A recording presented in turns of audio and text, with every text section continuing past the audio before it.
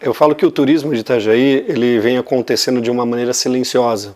O próprio itajaiense, ele não foi acostumado com o serviço de turismo, porque sempre foi uma cidade média, com empregos tradicionais de segunda a sexta-feira, onde faz com que a grande maioria da população, aos finais de semana e em alguns momentos de lazer, procuram um lazer. Então Itajaí está mudando muito nos últimos anos, né? Novos empresários, filhos de empresários tradicionais. Então você vê Itajaí crescendo silenciosamente.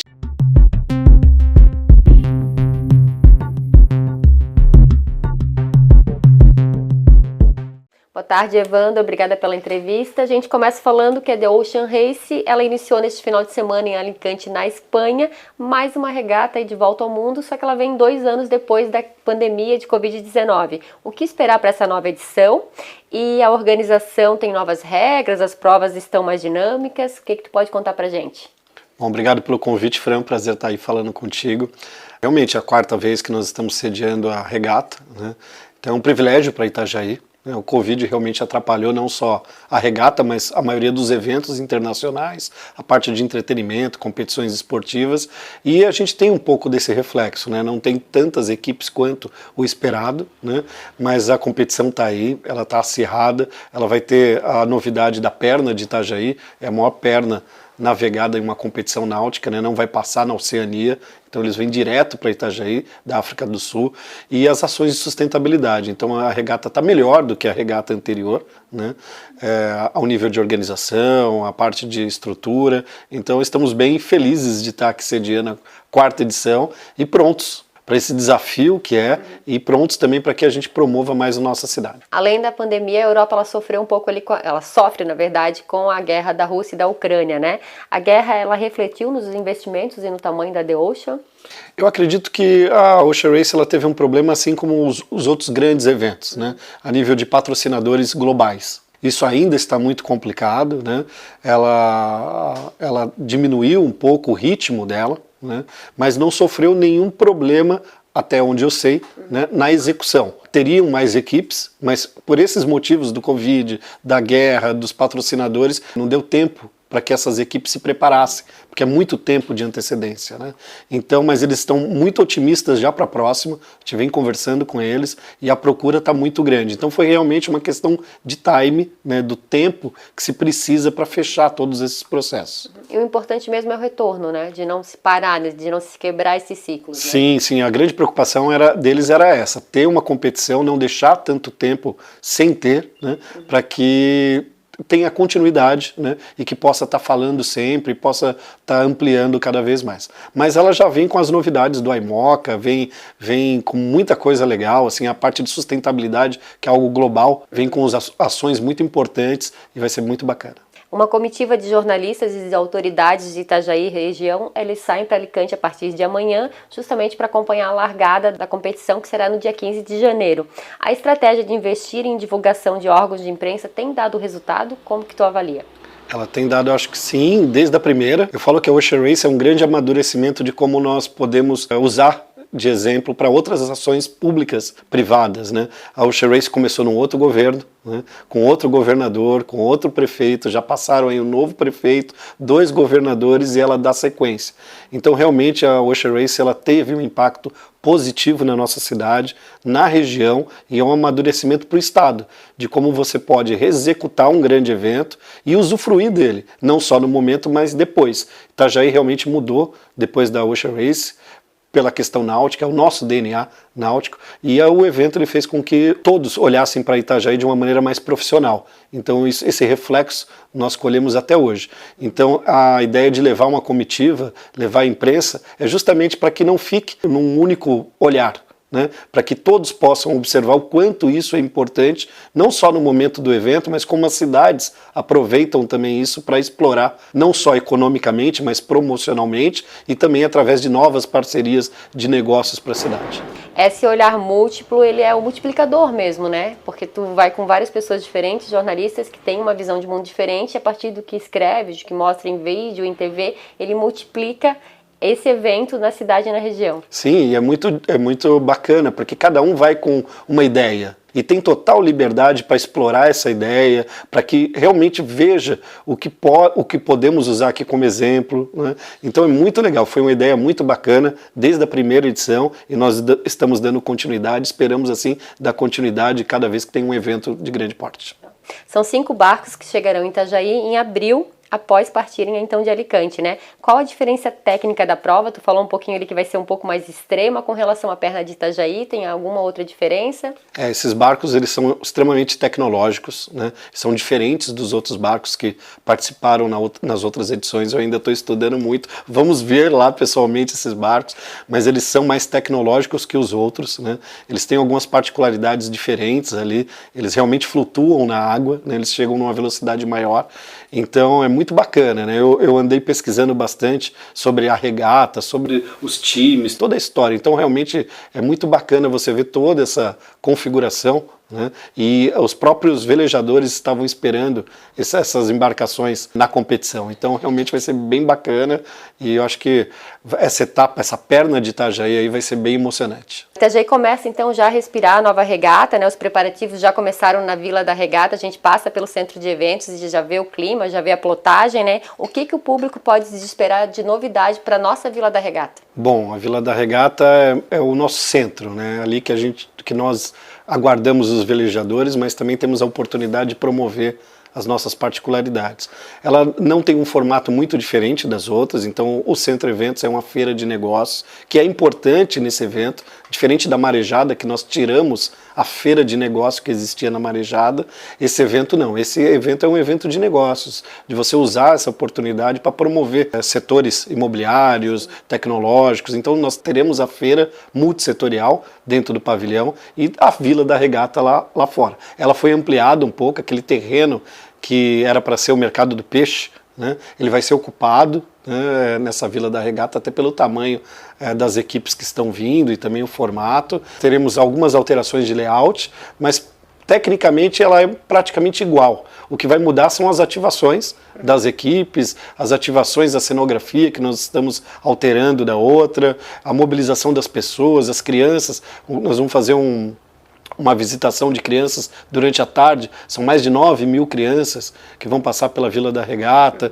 então os shows também, né, culturais, todas as bandas são daqui de Itajaí, estamos fazendo edital público para isso, a nossa gastronomia, então ela muda um pouco da Marejada, né, mas realmente a gente tem a preocupação de promover a cidade e as particularidades da nossa região. Ela vai ser a maior vila, tanto de tamanho quanto de quantidade de dias ativos? São 26 dias e 22 dias de operação.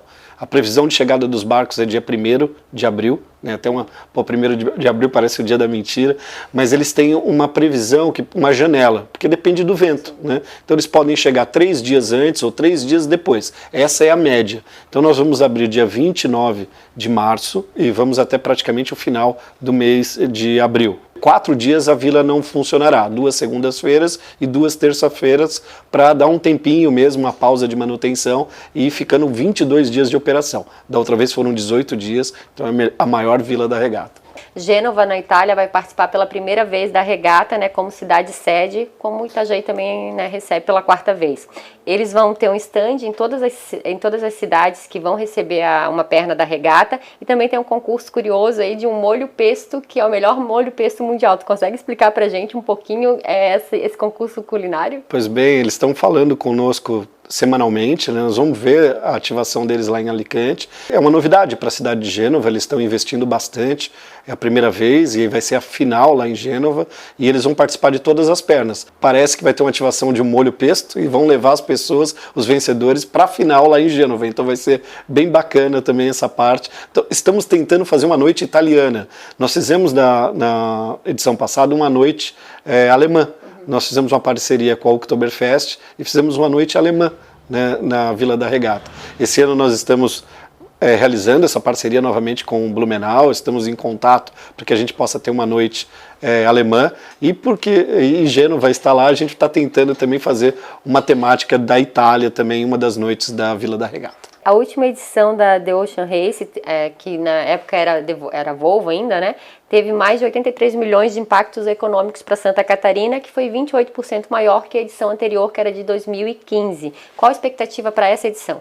Olha, Fran, nós esperamos crescer, né? Tudo depende muito do momento que a gente está vivendo e tudo mais, mas a ideia é realmente ter um crescimento nesse impacto econômico, que a gente passe aí dos 100 milhões, e o mais importante é que esse dinheiro circule por aqui.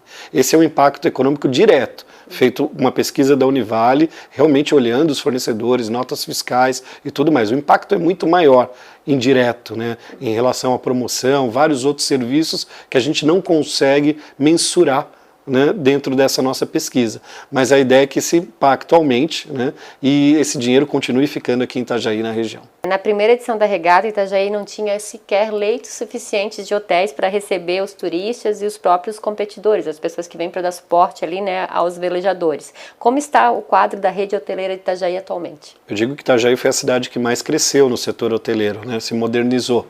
Itajaí hoje tem um setor extremamente moderno, atualizado, reformado. São novos hotéis de bandeira internacional que foram instalados nesses últimos anos em Itajaí, e os hotéis familiares, os tradicionais hotéis familiares, na sua totalidade estão reformados também. Então, muito bacana essa evolução hoteleira da nossa cidade, deve ser o crescimento do turismo em toda a região e da importância logística da cidade de Itajaí, que hoje não deve mais ao turismo somente de negócio, mas também um turismo de lazer que hoje circula na nossa cidade. Então, o setor hoteleiro foi realmente muito ampliado. Uma das coisas também foi a Ocean Race, né? Essa leitura dos empresários. Poxa, se Itajaí executa um evento desse porte, um evento desse tamanho mundial, né, o que tem em Itajaí? Então você começa a chamar a atenção de empresários, de cadeias de serviços para se instalar em Itajaí. Então essa evolução é realmente numérica, é visual, ela é impactante na nossa cidade, e é uma das coisas que um evento internacional de grande porte traz para a região. Na primeira regata também se discutia a implantação da Marina Itajaí, que nem existia na época, né, era uma parceria pública e privada. Hoje é inegável o sucesso, né, a transformação que esse investimento trouxe para a cidade. Como que a gente pode conseguir continuar fomentando o setor náutico? Olha, o setor náutico ele foi extremamente beneficiado diante desse grande evento e tudo mais. Nós não temos só a marina, mas a presença de novos estaleiros na cidade na construção de lanchas de lazer, né? Hoje, de 10 lanchas entregues no Brasil, 7 ou 8 são da cidade de Itajaí. Então todo esse setor, né, ampliou. A marina é um equipamento que é visual, você enxerga ele, então ele impacta de uma maneira muito maior, porque as pessoas se apropriam disso. Então você tem uma marina, né, mesmo que você nunca tenha um iate, nunca possa ter um iate, é muito bonito e é muito bacana para a pessoa passar, olhar, estar presente, porque a marina ainda você pode ir lá, né? Ela é aberta, você tem outras atividades na marina como restaurante, você pode ir lá visitar a marina. Então realmente foi um equipamento surpreendente, extremamente positivo para a cidade e que serve de exemplo para a gente dar continuidade. Nós temos o projeto do novo terminal de passageiros, que também é mais ou menos nessa linha da marina, o que faz com que Itajaí se destaque nessa linha. Florianópolis está há muito tempo também para ter uma marina no centro da cidade e as dificuldades são muito grandes ainda no Brasil. Então Itajaí está de parabéns no governo passado em implementar a marina e na continuidade da expansão dela. Por baixo assim, a gente pode citar que tem Azimuth e Okian, os barcos que saem para o Cristiano Ronaldo, que saem para outros jogadores craques de futebol, saem aqui de Itajaí. A Ferretti, você tem aí a própria Fokker, né, a Fibra Forte, que é uma empresa de Itajaí, e no segmento deles ela é líder em todas as embarcações, então é muito bacana tudo isso. Então essa mão de obra que sempre veio do nosso setor náutico, uma mão de obra extremamente qualificada, sendo usada para as embarcações de lazer. E todo esse setor, ele começa a se fechar. Então você pega um evento de referência e você começa a produzir, provocar tudo isso daí. Então você promove toda uma cadeia. E isso sem contar que nós vamos ter Marina Itajaí Boat Show, que é o maior salão náutico da América Latina. São Paulo Boat Show, Rio Boat Show e Marina Itajaí Boat Show. Então realmente, nessa relação do setor náutico, né, esse evento ele acertou em estar aqui para que a gente pudesse promover e chamar atenção nesse setor para o Brasil inteiro. O retorno dos navios de cruzeiro também depois da pandemia, ele deu uma nova dinâmica ao turismo de Itajaí. Ficou evidenciado isso, né, quando a Santur trouxe na semana passada a informação de que Itajaí foi o município que mais arrecadou de forma turística para Santa Catarina, com 5,6 bilhões. Itajaí vai continuar faturando alto com o turismo? Como que tu encara esse prêmio para Itajaí? Eu falo que o turismo de Itajaí ele vem acontecendo de uma maneira silenciosa. O próprio itajaiense, ele não foi acostumado com o serviço de turismo, porque sempre foi uma cidade média, com empregos tradicionais de segunda a sexta-feira, onde faz com que a grande maioria da população, aos finais de semana e em alguns momentos de lazer, procuram um lazer, procuram ser servidos e não servir. Então Itajaí está mudando muito nos últimos anos, né? Com muita gente morando de fora, vindo procurar Itajaí como a sua residência, novos empresários, filhos de empresários tradicionais, dando sequência, né, a empreendimentos da família e mudando o ramo de atuação. Então você vê Itajaí crescendo silenciosamente. Esses números mostram de verdade o que está acontecendo, né? Então no dia a dia, para muitas pessoas é difícil enxergar Itajaí como um potencial turístico. O turismo é uma empresa, é uma indústria sem chaminé que atinge uma cadeia imensa de serviços. Então esses quinais, essa cadeia de serviço é mensurada na Santur. Foi a UDESC que fez esse serviço, esse estudo, né, essa pesquisa. E Itajaí não só cresce a economia de um lado vertical, apenas com uma cadeia, que é o porto, né, e a logística, mas o turismo vem junto com tudo isso. Então eu digo que hoje Itajaí ele cresce de forma horizontal, né, e que a gente vem provocando outras cadeias. A Praia Brava é uma realidade, o setor hoteleiro é uma realidade, as empresas de logísticas vinculadas ao turismo é uma realidade, os navios transatlânticos é uma realidade. Então você vê realmente que Itajaí hoje está usando os pontos culturais, toda a particularidade cultural que é muito rica em Itajaí. Nós temos, né, equipamentos culturais, né, não equipamentos que a gente ainda está em dívida de buscar, de fazer parcerias privadas, né, equipamentos como aquário, roda gigante, né, mirantes, enfim. Mas nós temos equipamentos culturais. Nós temos uma igreja matriz belíssimas, edifícios históricos, né, museu. Então tudo isso está começando a ser usado de modo turístico. As nossas parcerias com as empresas e agentes de turismo é justamente por isso. Então o pessoal começou a gostar de passar por Itajaí, de andar em Itajaí, de circular em Itajaí. Hoje só hospeda em Balneário Camboriú. Hoje, pela cadeia hoteleira, muita gente fica em Itajaí e circula por aqui. E começa a visitar o nosso mercado do peixe, o mercado público, e começa a ver que Itajaí tem muitas características bacanas para o turismo, praias diferentes, como Cabeçudas, Atalaia, os voos de parapente. Então hoje Itajaí realmente é uma realidade turística e esse número mostra isso daí, evidencia o crescimento econômico de Itajaí, e digo que só estamos começando. Quem, né, conhece um pouco de Santa Catarina, obviamente olha, pensa, tem Florianópolis, Balneário, mas foi Itajaí. Te surpreendeu o estudo, a pesquisa, ou já era esperado? Não, pegou de surpresa muita gente. A gente vem acompanhando, né? Então a gente tem acesso a alguns números da prefeitura, né, do crescimento econômico, e a gente começa a perceber os quinais que são envolvidos no turismo.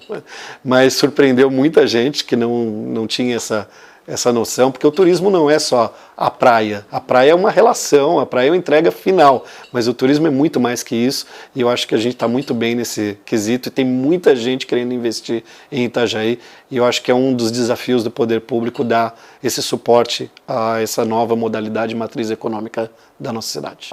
Evandro, embora a gente desponte no turismo, né, com os números aí excelentes, né, super positivos, a gente ainda enfrenta alguns problemas de infraestrutura que são básicos, né? Um deles a gente noticiou semana passada, que foi a falta de banheiros públicos na orla da cidade e também a desorganização aqui com relação aos food trucks na Beira-Rio. Por que isso ainda acontece na cidade? Como eu falei, Itajaí ela sempre foi uma cidade que a gestão do governo, a gestão administrativa, né, ela não é dedicada, o turismo é um objeto fim, uma secretaria fim, ali nos primeiros pilares do governo, né. Isso não é porque é um erro, né, mas a gente herda isso, né, de um histórico e também do dia a dia da cidade, das dificuldades da cidade e da gestão em si, né. A gente teve uma grande mudança nesse governo, o turismo começou a fazer parte já do governo, então nós temos hoje, o turismo faz parte das reuniões do conselho da prefeitura, com outras secretarias, isso era muito distante.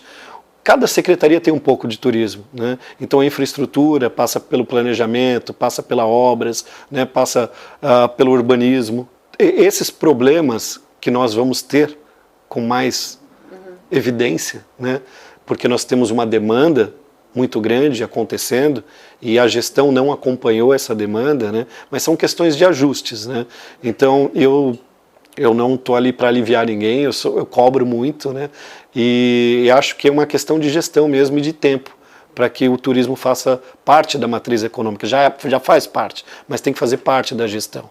No Itajaí era do tempo que a segurança pública, por exemplo, tirava férias praticamente em Itajaí. Por quê? Porque a cidade meio que parava no verão. As pessoas com os empregos tradicionais tiram férias no verão, né? A Praia Brava não existia, né? Era a Praia de Cabeçudas e a Praia do Atalaia aqui para os banhistas locais, né? Mas muitos moradores de Itajaí têm casa em outras praias. Então tudo isso é um reflexo da própria gestão. Então você tem que mudar isso em cima de orçamento, em cima de planejamento. Por exemplo, a coleta de lixo na Praia Brava, que nós aumentamos, né? Foi feito um reequilíbrio num contrato de licitação, porque é um contrato vigente. Então naquele tempo não se tinha o verdadeiro tamanho de demanda, né? Então a gestão ela tem que amadurecer, ela vem amadurecendo, mas temos que estar ali cobrando, porque ela tem que fazer parte não agora do verão. O verão a gente tem que pensar um ano antes, né? Isso não acontece com muita frequência por aqui. Então toda essa provocação a gente vem fazendo na secretaria e a gente vem ganhando espaço para que a gente possa estar efetivamente mudando as coisas. Um planejamento de um evento como a Ocean Race nós começamos há 1 ano e meio atrás, porque ele tem data e hora para abrir. E nós sabemos que obras públicas, o grande problema é isso, não só em Itajaí, mas em muitos lugares. O compromisso em estar pronto naquela época, né? Então, acho que o turismo é um grande exemplo de como pode ser mudada a gestão. Nós fizemos boa parte de algumas mudanças, agora a gente depende de outras secretarias e é assim que a gente vai provocando e melhorando.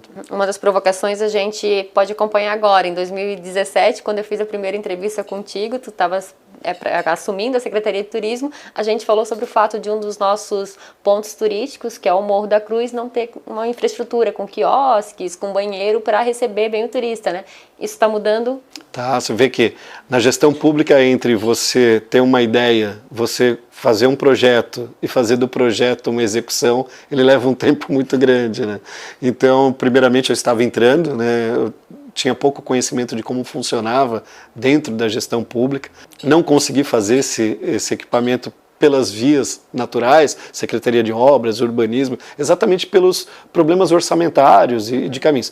Tive que esperar um pouco, um superávit da minha secretaria e fiz tudo pela secretaria. E eu quero que use isso como exemplo para que a gente possa pegar outras pastas e começar a mudar. Então o quiosque do Morro da Cruz está sendo construído e vai ser licitado, né? E na licitação, uma das contrapartidas é a obrigatoriedade do banheiro estar sendo cuidado pelo operador, né, e ser gratuito e estar sempre disponível, limpo e tudo mais. Porque uma das dificuldades do público não é entregar nada, é fazer a manutenção de tudo isso. E não é porque é um bicho de 7 cabeças, é porque a burocracia faz com que a cada ano você tenha que alterar alguns contratos, Tribunal de Contas, então realmente é muito burocrático. E eu acho que a gente tem que começar a pensar muito nas parcerias públicas privadas quando tem objeto fim, né, que é a prestação de serviço. Então eu acho que do quiosque do Morro da Cruz a gente tem que usar como exemplo para mudar, fazer uma revitalização de todos os outros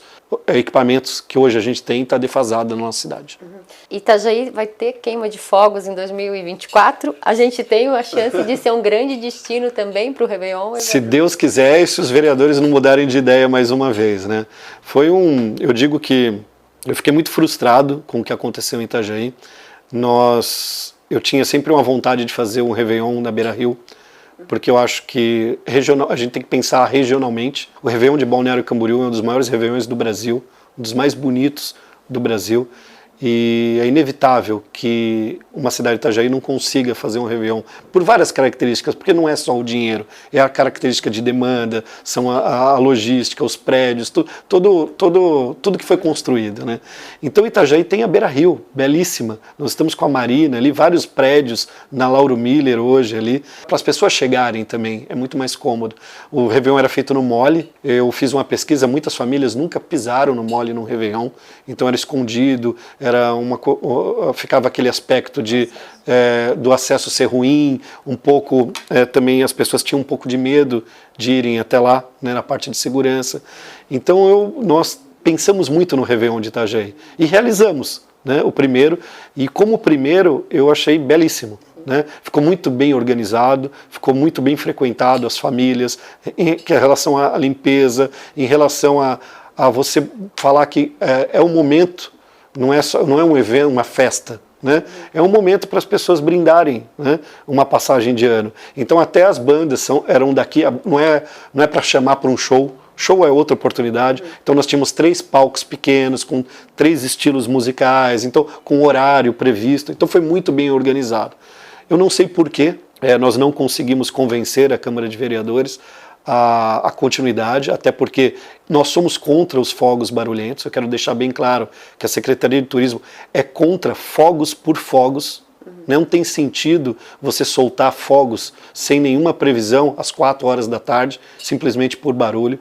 Mas os fogos de artifício em eventos como o Réveillon, algum ou outro evento de grande porte, eles mais beneficiam do que prejudicam, porque você também pode dar publicidade a esse ato e fazer com que as pessoas, crianças que tenham problema, animaizinhos, possam de alguma maneira se organizarem. Então eu sou totalmente contra algo que faça mal. Mas nós moramos numa cidade com demanda turística, moramos numa cidade que tem demanda de eventos, que pode sim ser um equipamento que melhore, né, essa característica. O trade nos cobrava muito tudo isso, por que não o Réveillon em Itajaí? E daí foi uma discussão com a Câmara de Vereadores e a Câmara de Vereadores voltou atrás.